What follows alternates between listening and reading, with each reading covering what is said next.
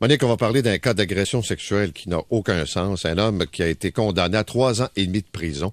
Il a torturé, le mot est faible, là, une jeune femme pendant plusieurs heures. Oui, pendant près d'une dizaine d'heures. En fait, l'accusé s'appelle Stanley Fanfan. C'est un homme de 27 ans, d'origine haïtienne. Il a plaidé coupable à plusieurs accusations, là, dont accusation d'agression sexuelle, voie de fait, introduction par infraction au début du mois de février. Et hier, c'était l'étape de la sentence. Et vous savez, lors de la sentence, les victimes, si elles le veulent, peuvent s'adresser à la cour devant l'accusé pour témoigner des conséquences qu'elles vivent, qu'elles ont vécues depuis l'agression qu'elles ont subie. Hier, les 2 victimes de Stanley Fanfan étaient présentes. Il y en a une qui est enceinte, qui était trop bouleversée, incapable de prendre la parole. Elle tenait à être là. Et l'autre a pris, je vous dirais, tout son courage et s'est avancée à la barre pour raconter ce qu'elle a vécu. Je lui ai parlé à sa sortie de la cour et voici le récit de cette nuit d'enfer lorsque cet homme-là s'est introduit chez elle par effraction en plein milieu de la nuit en juillet dernier. Il est entré par infraction chez moi pendant la nuit, en plein milieu de la nuit en fait. Je me suis fait réveiller par un coup de poing dans le visage. Il a essayé de m'étrangler plusieurs fois avec ses mains, avec ses genoux. Il me prenait les cheveux, il me frappait la tête par terre. Il me disait que, tu sais, regarde-moi, tu sais, tu vas être la dernière personne, tu sais, que tu vas voir en vie, puis tout ça, puis tu vas mourir, puis j'ai ta vie dans mes mains, puis ça a été 9 heures de torture totale, là.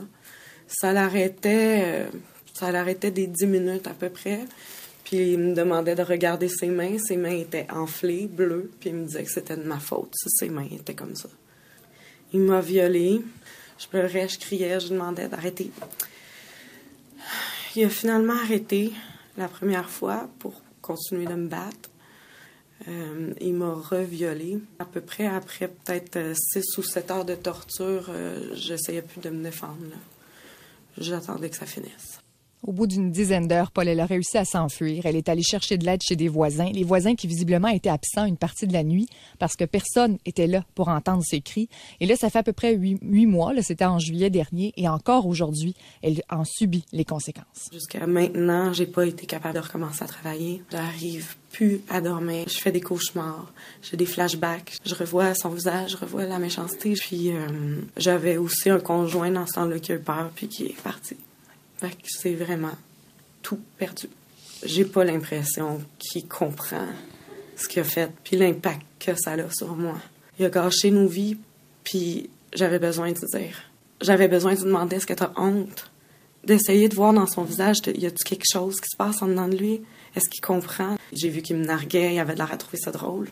Il avait de l'air à me faire des « Oh, qu'est-ce que t'as fait là? » tu sais. J'ai rarement vu un accusé, Paul, fixer à ce point ses victimes dans la salle. Il avait l'air en colère en les regardant. Et le juge Jean-Pierre Boyer, au moment de rendre sa sentence, a dit « C'est effrayant ce que vous avez fait. Vous avez ruiné leur vie. Et quand on ruine des vies, on doit s'attendre à recevoir un coup de masse. » Et là, il a écopé de 42 mois de prison. Il lui reste 30 mois à purger à ce jour. C'est quelqu'un qui n'avait pas d'antécédents. Alors, il faut quand même considérer la fourchette de sentence dans ce temps-là pour quelqu'un qui n'a pas commis de crime au préalable.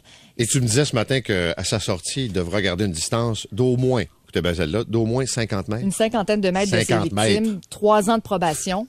Donc, pendant cette période-là, ne pourra pas s'approcher de ses victimes et sera inscrit pendant 20 ans au registre des délinquants sexuels. Mais 50 mètres, c'est rien. C'est rien. Tout à fait. C'est l'autre bord de la rue, sans face, là. C'est complètement ridicule. Et ça arrive au moment où des femmes témoignent en commission parlementaire sur les agressions sexuelles et qui disent quoi qu'on fasse. Puis je comprends qu'un système comme ça, c'est rien pour encourager nécessairement, bien que le système soit meilleur. Vous faites quoi avec des femmes qui veulent pas dénoncer? Puis on a vu tout le mouvement l'automne dernier, qui ont des raisons. Puis il y a des exemples qui sont donnés. Une femme handicapée qui est agressée par la personne qui l'aide. Ah, est-ce qu'elle va porter plainte, vous croyez? Pas nécessairement. Quelqu'un qui est en attente de statut, qui va avoir peur d'être retourné dans son pays, est-ce qu'elle va porter plainte? Et donc, ces femmes-là, à qui on va parler tantôt, mettent en lumière toutes les politiques d'austérité qui affectent des organismes qui sont de première ligne et qui peuvent, à tout le moins, écouter ces femmes qui ont été victimes de violences.